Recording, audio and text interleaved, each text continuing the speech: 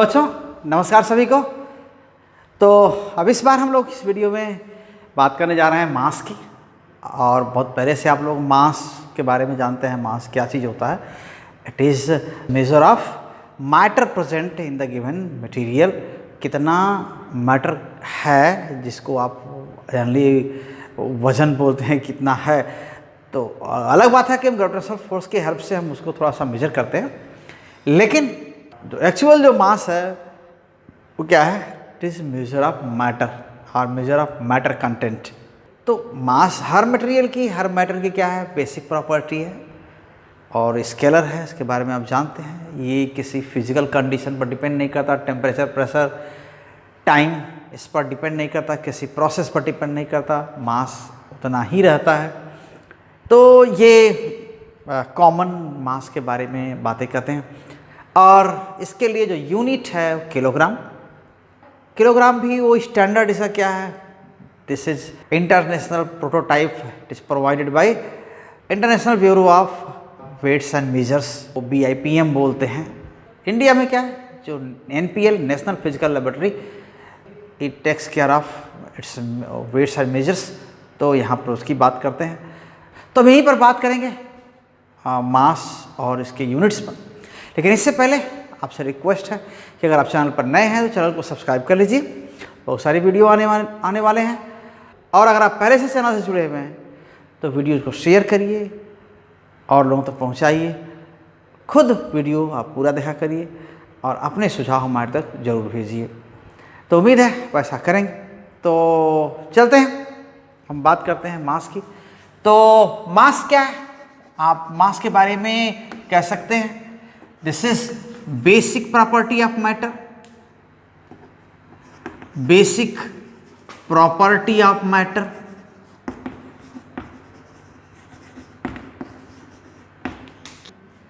दूसरी चीज मास के बारे में क्या कह सकते हैं? ये स्केलर है या है ना, non directional.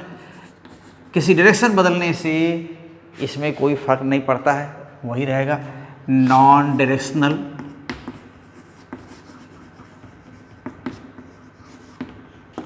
Independent of physical conditions.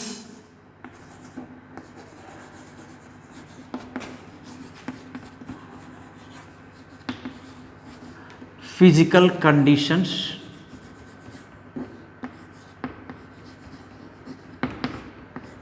as temperature,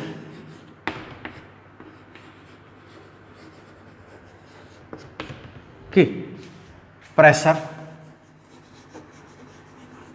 humidity, fields, etc.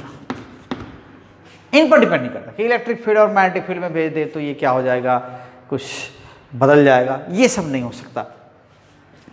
ये और दूसरे मटेरियल की प्रेजेंस से भी इफेक्ट नहीं होता। Okay, unaffected from the presence of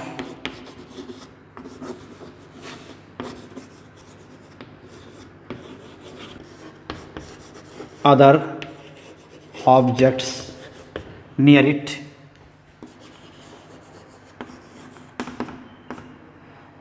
location कहीं पर रख दें, यहाँ चाहे इसको आप जुपिटर पर ले जाइए, मार्स पर ले जाइए, जो मास है उतना ही रहेगा, ये नहीं बदलेगा। ओके, सो अनअफेक्टेड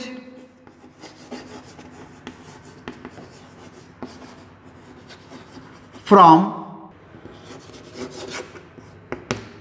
लोकेशंस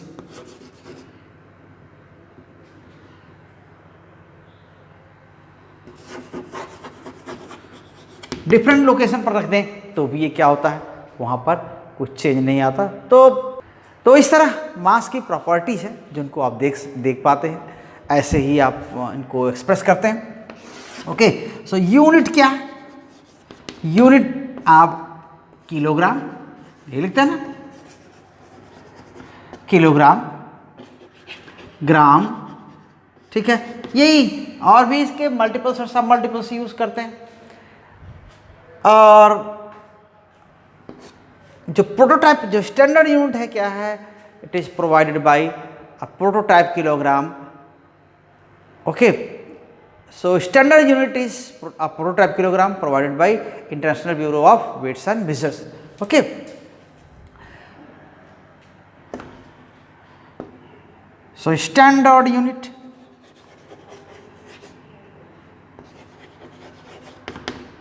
ये क्या है? A prototype kilogram, prototype kilogram provided by International Bureau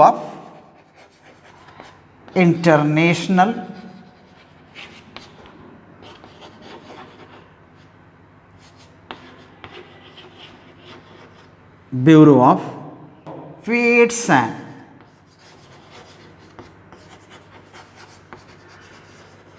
Measures. Okay, इनको हम जनरली BIPM बोलते हैं इनको, ठीक है, BIPM। तो International Bureau of Weights and Measure, ये हम इससे हमें स्टैंडर्ड मिलता है। और इंडिया में कौन इसका लुक आफ्टर करता है, इसके बारे में NPL, National Physical Laboratory. Okay, so in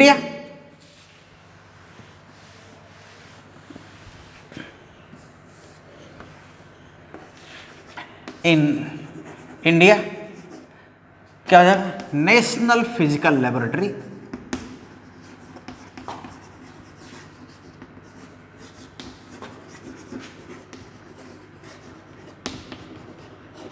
okay,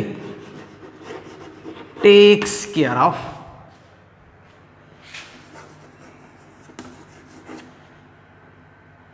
takes care of weights and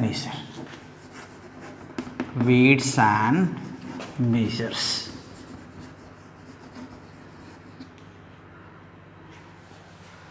जो एटॉमिक मासेस किसमें रिप्रेजेंट किए जाते हैं? Atomic and molecular masses. Okay, तो इनके लिए यूनिट क्या है? Atomic mass unit, unified atomic mass unit use करते हैं। Okay, so at atomic and molecular level, atomic and molecular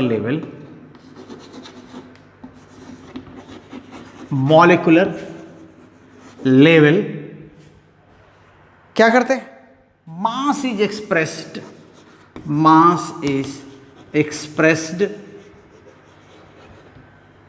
किसमें एक्सप्रेस करते हैं? in the unit of unified atomic mass unit, unified atomic mass unit।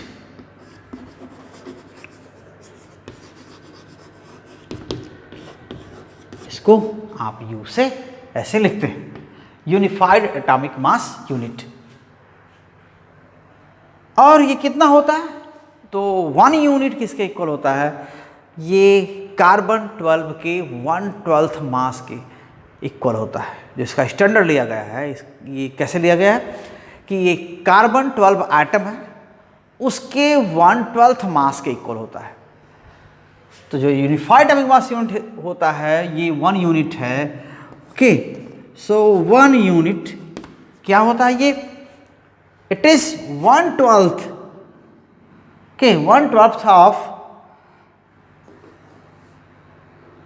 so 1 unified atomic mass unit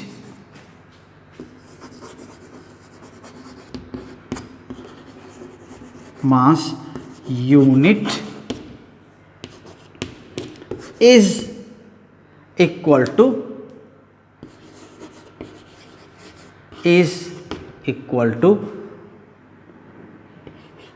1/12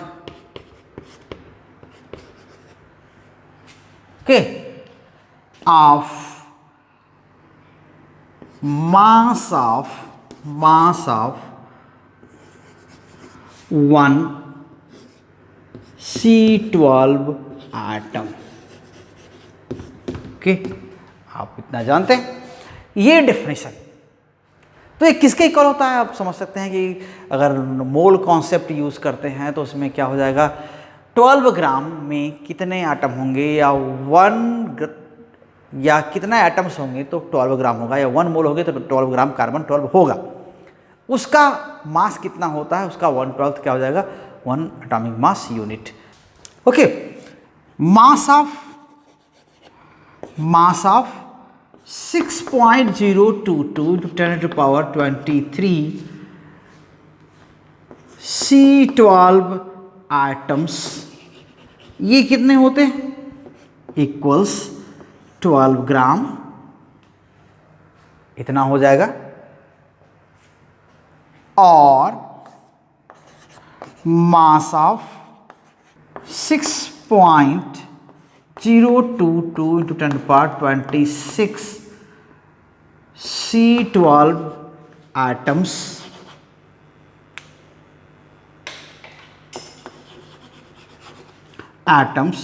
equals 12 kg। तो फिर 1 atom का मास कितना हो जाएगा, है ना, उसका भी 1/12 हो जाएगा। Then mass of 1 C12 atom, ये कितना हो जाएगा, 12 upon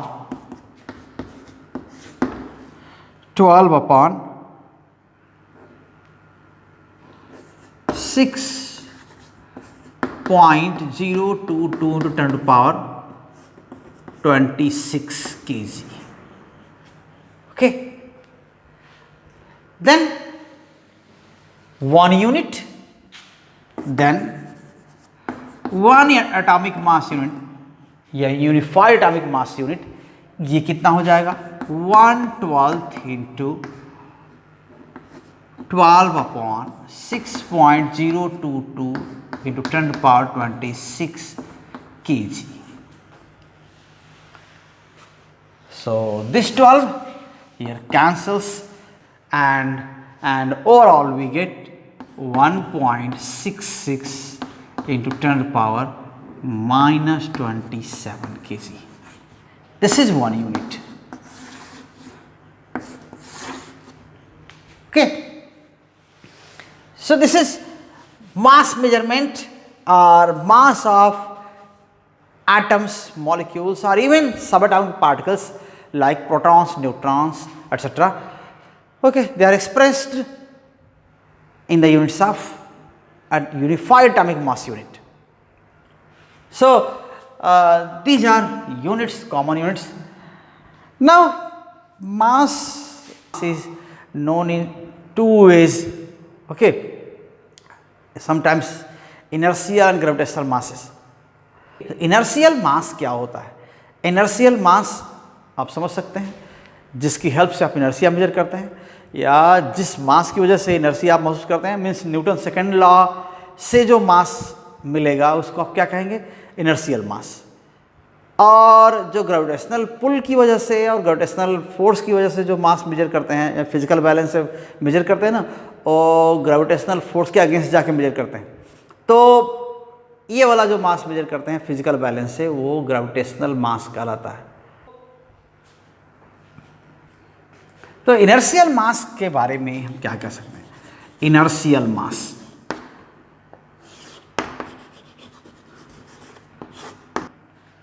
for this mass which causes inertia or which is measure of inertia in the motion, translational motion, it is inertial mass. The mass, okay, the mass which is measure of inertia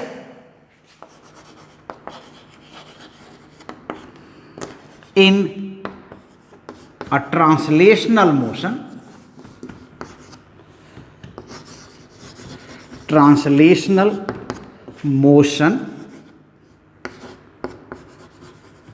is called inertial mass.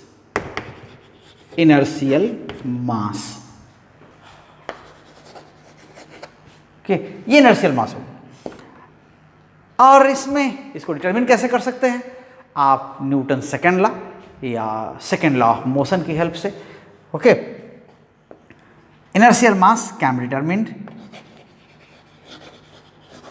inertial mass can be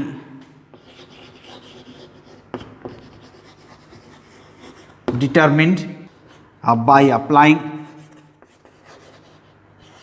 second law of motion, second law of motion।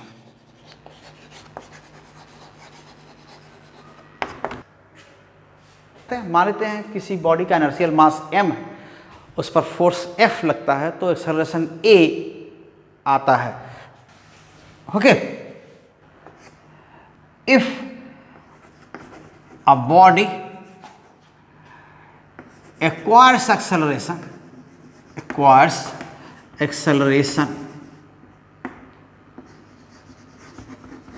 ओ कौन सा acceleration,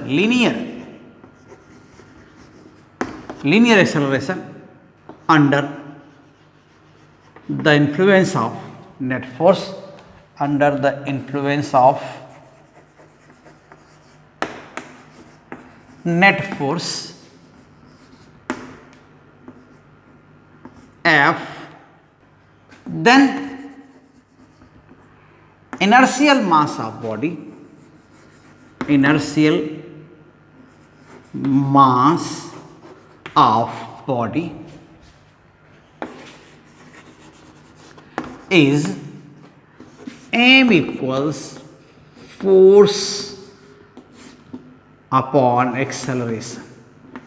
okay, आप ये लिखते हैं m equals f by a, ही ना। So second law का use करके आप ऐसा कर सकते हैं। और इसको आप इसका मेजरमेंट हम कर सकते हैं कैसे, वाइब्रेशनल मोशन में, या जो भी वाइब्रेशन ग्रेविटेशनल फोर्स के अंडर में न हो रहा हो, उससे हम इसको मेजर कर सकते हैं। सो inertial mass can be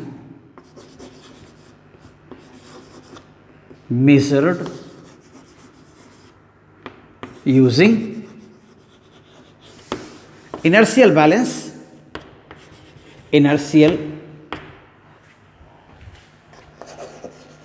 balance, okay. उसमें क्या होता है, वो स्ट्रिप्स होती हैं, वाइब्रेट कर सकती हैं जो ग्रेविटेशनल फोर्स के perpendicular, okay, in which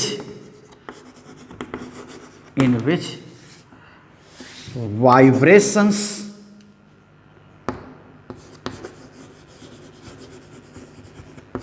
can be set up, okay, in the plane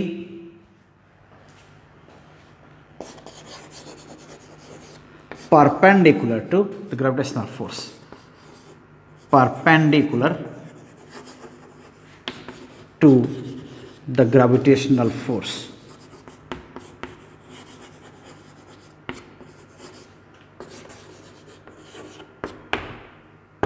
okay, यहां पर कर सकते हैं। तो ऐसे में वाइब्रेशंस क्या होते हैं, जो टाइम पीरियड है, पीरियड ऑफ वाइब्रेशन क्या होता है, मास के स्क्वायर रूट के डायरेक्टली प्रोपोर्शनल होता है।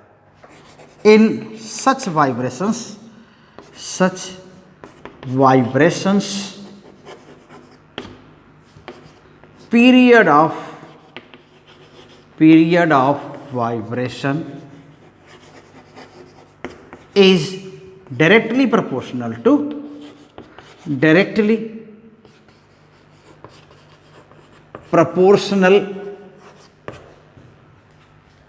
to square root of mass placed on the pan of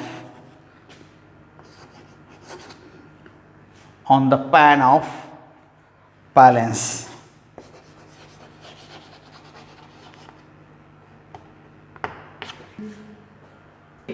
तो इसकी हेल्प से हम मास कंपेयर कर सकते हैं या हम मास डिटरमिन कर सकते हैं।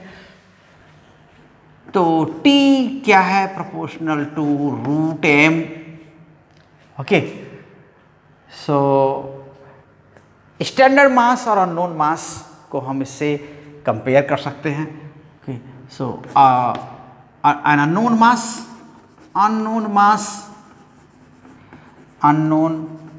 mass can be determined, क्या कर सकते हैं इसमें? Using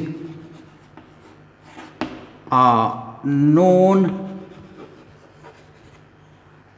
standard mass, known standard mass and inertial balance,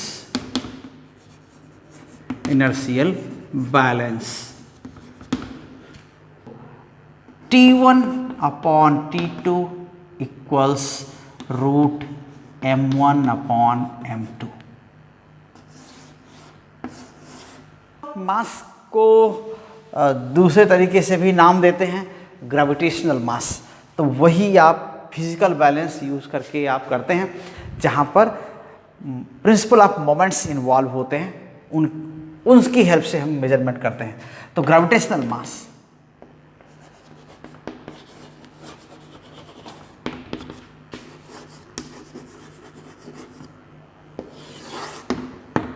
ठीक, ये मास क्या है? न्यूटन्स लॉ ऑफ ग्रेविटेशन या यूनिवर्सल लॉ ऑफ ग्रेविटेशन की हेल्प से डिटरमिन किया जा सकता है, वो ग्रेविटेशनल मास कहते हैं। Okay, so the mass of object which can be determined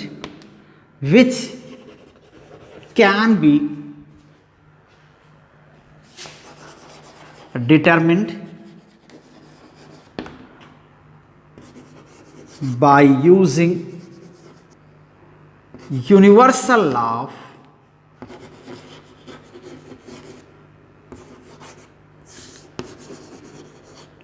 of gravitation।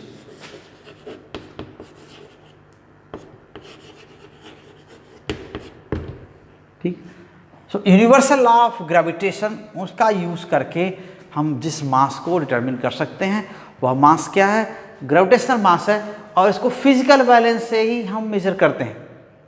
Okay, so a physical balance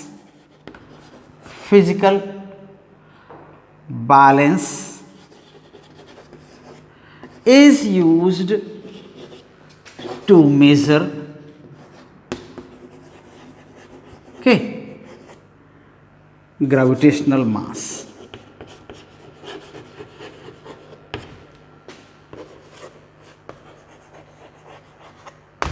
ठीक, तो फिजिकल बैलेंस स्प्रिंग बैलेंस में यूज कर सकते हैं। जो वर्टिकल बैलेंस है स्प्रिंग बैलेंस, उसको भी हम यूज कर सकते हैं। In this balance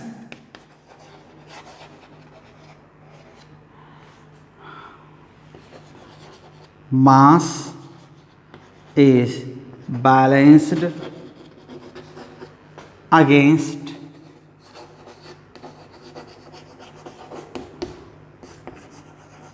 its weight।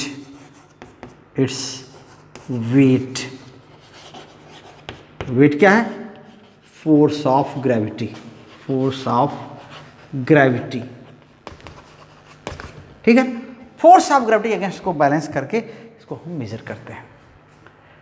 तो ये मासेस हैं, और हम कौन कौन से मासेस हम मेजर करते हैं? आप देखते हैं कि हम न्यूक्लियस के मास भी इमेजिन करते हैं, मेजर करते हैं। इलेक्ट्रॉन का मास भी मेजर करते हैं। इलेक्ट्रॉन का मास क्या है? आप लिखते हैं ना कि 9.1 into 10⁻31 means near about 10⁻30। Okay, और मास ऑफ सन क्या? Mass of sun 10⁻30। Okay, so mass of sun this is 10⁻30।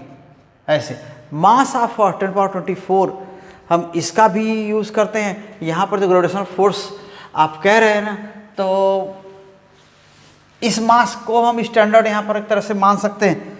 और ग्रेविटेशनल फोर्स क्या है? Force of gravity, G mass of earth mass of object upon R square.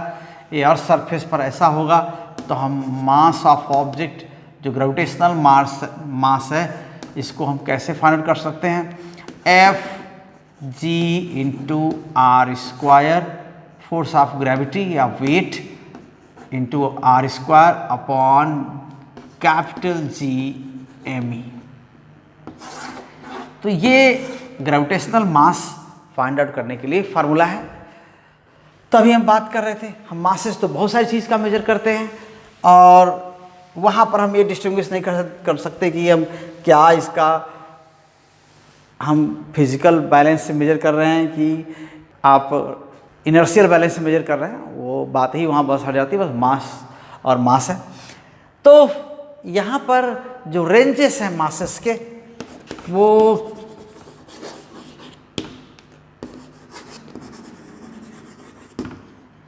ठीक है, ये कितना होता है आपको लगभग कह रहे हैं कि मास ऑफ इलेक्ट्रॉन, देखिए यहाँ पर मास ऑफ इलेक्ट्रॉन ये कह रहे हैं 10⁻⁻30 और मास ऑफ सन जो लिखते हैं, मास ऑफ सन और 10⁻+30। तो यहाँ तक के जो ऑब्जेक्ट्स हैं ये तो काफ़ी ज़्यादा ही जुड़े हुए हैं हमारे मेजरमेंट सिस्टम से, और हमारे आसपास जो भी सिस्टम है उनमें इन मासेस का काफ़ी कंट्रीब्यूशन है, कोई ना कोई रोल है ज़रूर। अब सन का मास है उस पर डिपेंड करता है अर्थ का पीरियड सन के चारों ओर, बाकी प्लैनेट्स का पीरियड सन के चारों ओर कितना होगा ये इस पर डिपेंड करेगा। और जो मैटर है और मैटर में जो एटम्स हैं, मॉलिक्यूल्स हैं, उनकी जो स्टेबिलिटी है वहाँ पर कहीं ना कहीं ये इलेक्ट्रॉन का मास और इसका रिवोल्यूशन इस पर डिपेंड करता है। तो बहुत सारी चीज़ें हैं यहाँ पर। ये अब इवन हम बोलते हैं कि मास ऑफ ऑब्जर्वेबल यूनिवर्स, अब ये तो फिक्स नहीं है लेकिन फिर भी बोल देते हैं ऑब्जर्वेबल यूनिवर्स,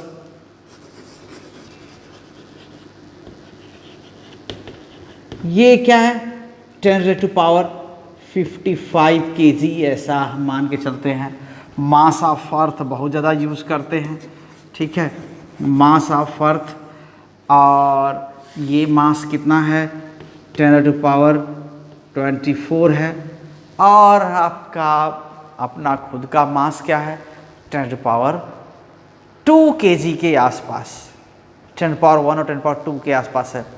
तो अब सोचिए कि जो मास का स्टैंडर्ड है वो कहाँ आता है। जो बड़े से बड़ा मास हम ज़्यादा हमें जिसका रोल हमारे लिए काफ़ी इम्पोर्टेंट है, और जो छोटे छोटा मास है जिसका रोल हमारे लिए काफ़ी इम्पोर्टेंट है, उस बीच में स्टैंडर्ड आता है मास का जो 1 kg है। देखिए +30 10⁻⁻30। हम बार बार ये चीज़ कह रहे हैं कि जो सिमेट्री है, स्टैंडर्ड डिसाइड करने के सेंस में जो सिमेट्री है वो रखी गई है कि नेचर में इनका दोनों ओर क्या फैलाव है, क्या कैसे एक्सटेंड करता है। तो mass of earth 10⁻24 kg, okay, और mass of a person, okay, 10⁻2 kg order है। तो 10⁻2 kg का मतलब 50 60 70 kg 80 kg ऐसा भी होता है, और 100 kg से भी ऊपर होता है, तो ऐसा। तो ये एक ऑर्डर है मासेस का। तो ठीक है, तो ये बहुत सारे ऐसे रेंज होंगे, तो बहुत बड़ा रेंज है, बहुत सारी चीज़ों को हम के मास के बारे में पढ़ते हैं, तो उसमें आप देखिएगा टेबल वगैरह अपना पढ़ते रहिएगा। तो ये रहे मास और मास के स्टैंडर्ड्स। अगला वीडियो हम लेके आएंगे टाइम के लिए, तो टाइम मेजरमेंट उस पर रहेगा। तो इस वीडियो को हम यहीं रोकते हैं और फिर मिलते हैं नेक्स्ट वीडियो में। और आपसे फिर वही उम्मीद है कि आप ज़रूर वीडियो को शेयर करेंगे और लोगों तक पहुंचाएंगे। और साथ बने रहेंगे। Thank you very much, all the best.